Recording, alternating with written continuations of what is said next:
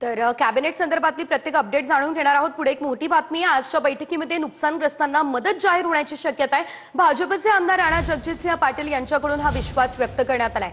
विविध माध्यमातून नुकसानग्रस्तांना मदत मिळणार असल्याचं देखील राणा पाटील यांनी म्हटलेलं आहे। आता जी अतिवृष्टी झाली आहे जिल्ह्यामध्ये सगळीकडेच, त्या शेतकऱ्यांना आणि त्या पूरग्रस्तांना मदत नेमकी कधी मिळणार? माझी अपेक्षा आहे की आजच्या मंत्रिमंडळाच्या बैठकीत किंवा लवकरात लवकर ही मदत जी आहे ती जाहीर होईल। मदत जी आहे ती वेगवेगळ्या माध्यमातून मिळणार आहे।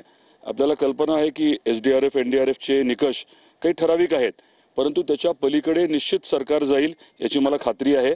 आदरणीय मुख्यमंत्री महोदयांनी स्वतः पाहणी केली आहे, सर्व त्यांना आता माहिती आहे आणि त्यानंतर आदरणीय पंतप्रधान महोदयांना ते भेटलेत।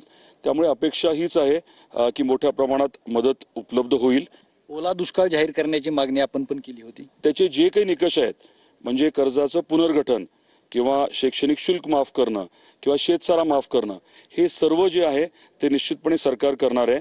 कर्जमाफीचा तर विचार चालूच आहे। कर्जमाफी होईल किंवा पुनर्गठन आता होईल आणि पुढच्या टप्प्यामध्ये कर्जमाफी होईल अशी माझी अपेक्षा आहे। कॅमेरामॅन विकीसह मी श्रीराम क्षीरसागर, TV9 मराठी, धाराशिव।